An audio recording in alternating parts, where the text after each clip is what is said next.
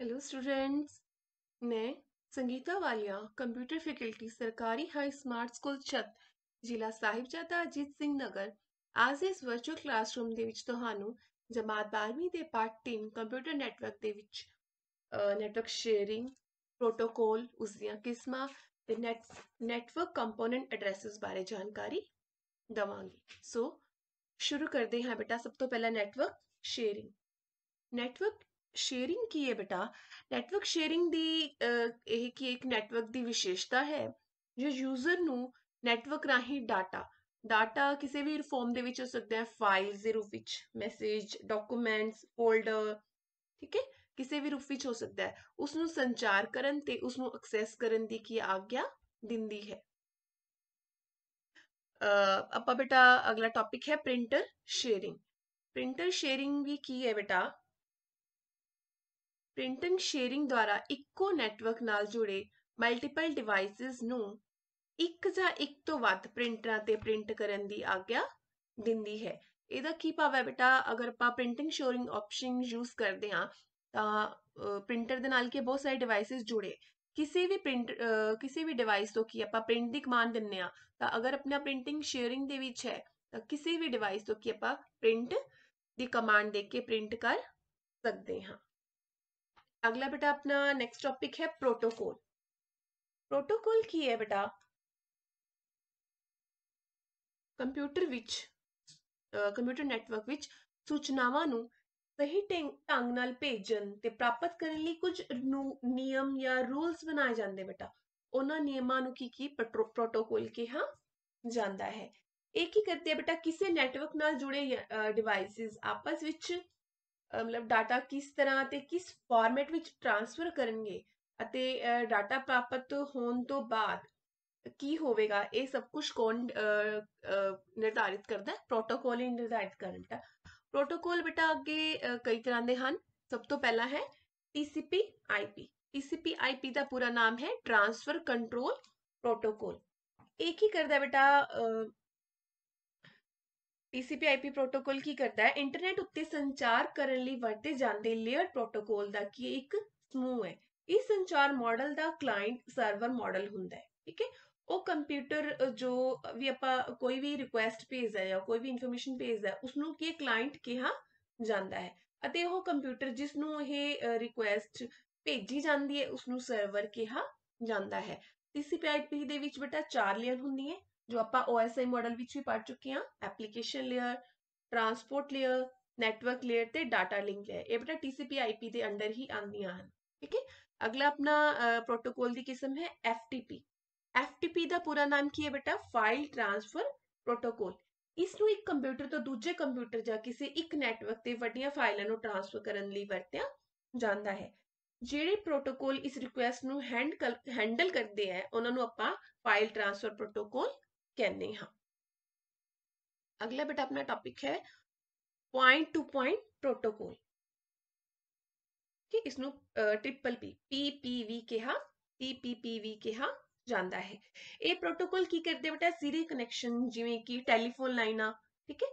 Telephone लाइना ते की TCP IP ट्रैफिक नु की ट्रांसफर करते हैं। पॉइंट टू पॉइंट प्रोटोकॉल की वरतों करते हैं आप जो यूजर है टैलीफोन लाइना ते इंटरनेट कनैक्शन भी प्राप्त कर सकता है। अगली बेटा प्रोटोकॉल की किस्म है SMTP। SMTP का पूरा नाम है सिंपल मेल ट्रांसफर प्रोटोकॉल। एक TCP IP प्रोटोकॉल है ये जो कि ईमेल भेजने ते प्राप्त करने ਲਈ ਵਰਤਿਆ ਜਾਂਦਾ ਹੈ, ਕਿਉਂਕਿ ਇਹ ਸੰਦੇਸ਼ ਨੂੰ ਪ੍ਰਾਪਤ ਹੋਣ ਅਤੇ ਇਸ ਸੰਦੇਸ਼ ਨੂੰ ਇੱਕ ਲੜੀਵਾਰ ਕਰਨ ਦੇ ਵਿੱਚ ਕੀ ਹੈ ਸੀਮਿਤ ਹੁੰਦਾ ਹੈ। ਇਸ ਲਈ ਇਸ ਨੂੰ ਆਮ ਤੌਰ ਤੇ ਦੋ ਹੋਰ ਪੋਰਟਲਾਂ PPOP3 ਜਾਂ IMAP ਨਾਲ ਵਰਤਿਆ ਜਾਂਦਾ ਹੈ, ਜੋ ਯੂਜ਼ਰ ਨੂੰ ਉਸਦੇ ਮੈਸੇਜ ਨੂੰ ਸਰਵਰ ਮੇਲਬਾਕਸ ਵਿੱਚ ਸੁਰੱਖਿਅਤ ਕਰਨ ਦਿੰਦਾ ਹੈ ਅਤੇ ਸਰਵਰ ਤੋਂ ਸਮੇਂ-ਸਮੇਂ ਤੇ ਡਾਊਨਲੋਡ ਕਰਨ ਦੀ ਸਹੂਲਤ ਦਿੰਦਾ ਹੈ। ਅਗਲਾ ਹੈ ਬੇਟਾ ਆਪਣੀ ਪ੍ਰੋਟੋਕੋਲ ਦੀ ਕਿਸਮ POP3 ਜਾਂ IMAP। POP ਦਾ ਪੂਰਾ ਨਾਮ ਕੀ ਬੇਟਾ? पोस्ट ऑफिस प्रोटोकॉल, ठीक है। एक ही एक स्टैंडर्ड मेल प्रोटोकॉल है जो रिमोट सर्विस तो लोकल ईमेल क्लाइंट ਨੂੰ ईमेल ਪ੍ਰਾਪਤ ਕਰਨ ਲਈ ਵਰਤਿਆ ਜਾਂਦਾ ਹੈ।